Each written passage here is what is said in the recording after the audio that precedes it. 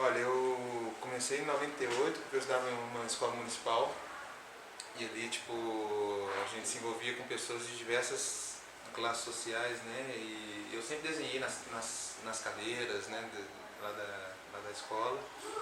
E tinha amigos meus que pichavam, né? Uhum. E a gente andava de skate, desde 96, então a rua sempre fez parte, assim, sabe, do contexto, assim, da minha diversão, né? Aí essa galera que pichava falava, pô Davi, vamos fazer um grafite, cara, não sei o que e tal. E aí eu comecei ali. Comecei por meio de amigos da escola que pichavam e a gente quis unir as coisas com um pouco de arte, me ensinaram como é que fazia as técnicas do spray, esse tipo de coisa, e a gente foi juntando as coisas e eu fui elaborando meus desenhos. Hoje eu vivo disso. Hoje eu vivo, assim, tá meio difícil falar vive disso, que no Brasil viver de qualquer coisa tá meio complicado, né? Mas é o meu trabalho, é a minha sustentação, é o meu ofício é esse. Uhum.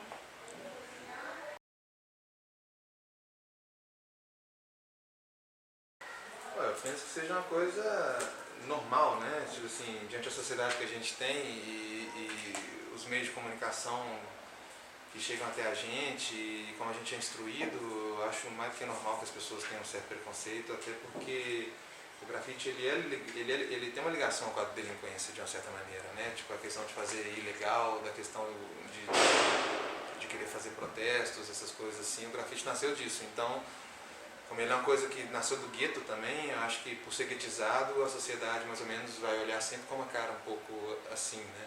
E o grafite ele passa assim, ele tem um leque muito vasto, né? Tipo, ele pode ser um simples tag na rua, como pode ser um flop, que é aquelas escritas mais simples, né? Formato balãozinho, né? Que as pessoas fazem, que fazem trem, que fazem, né? Em qualquer lugar.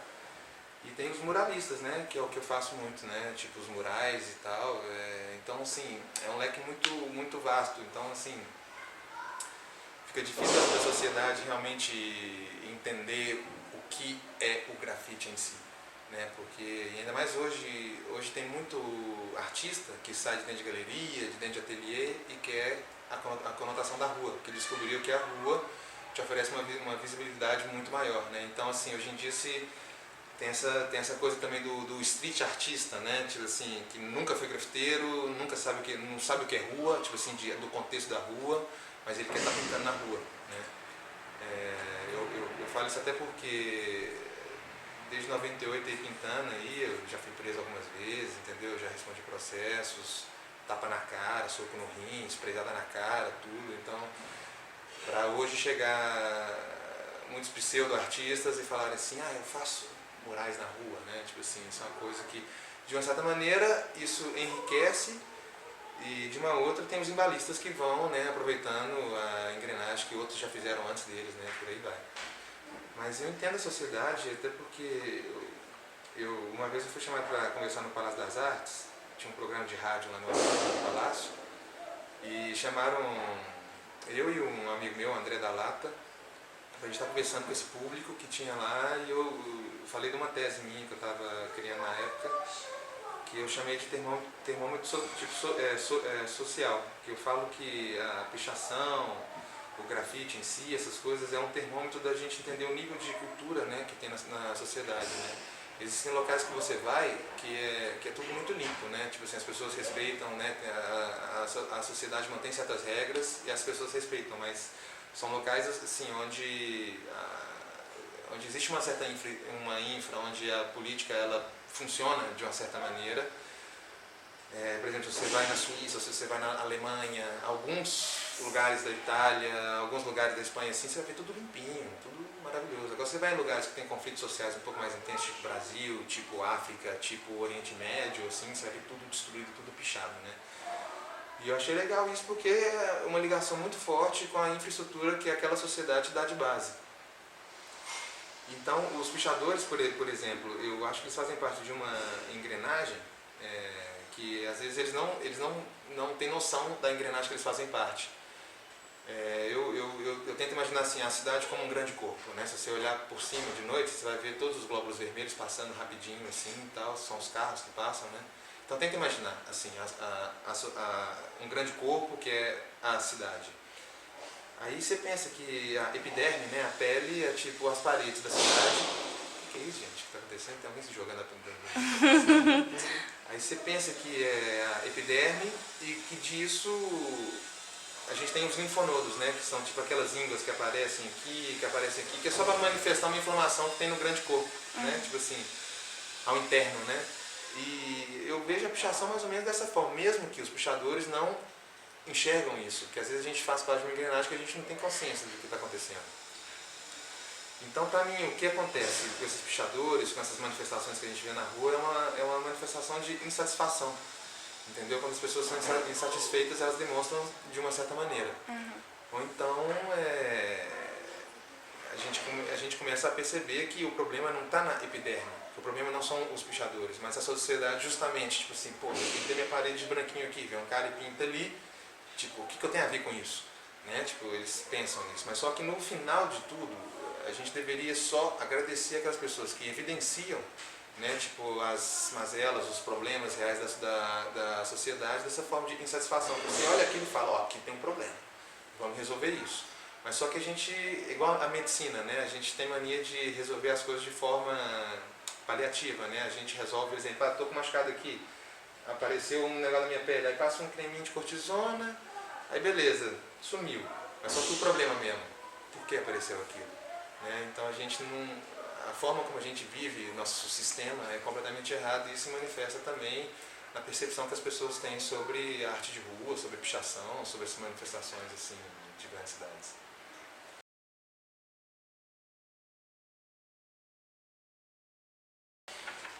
Sem dúvida, né?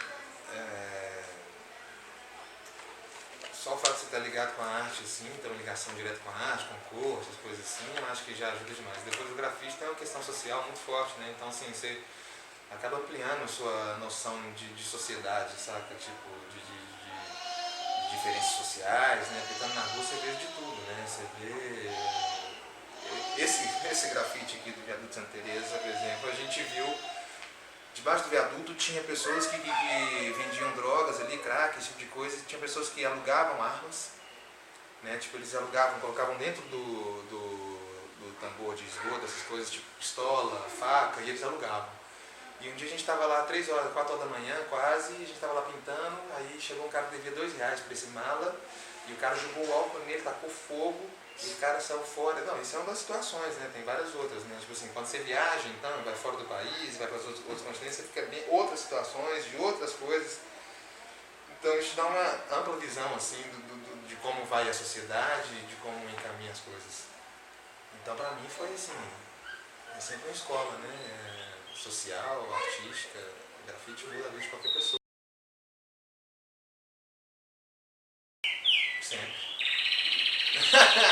Sempre penso e sempre penso que eu não posso. Sempre penso em parar e sempre penso que eu não devo parar, entendeu?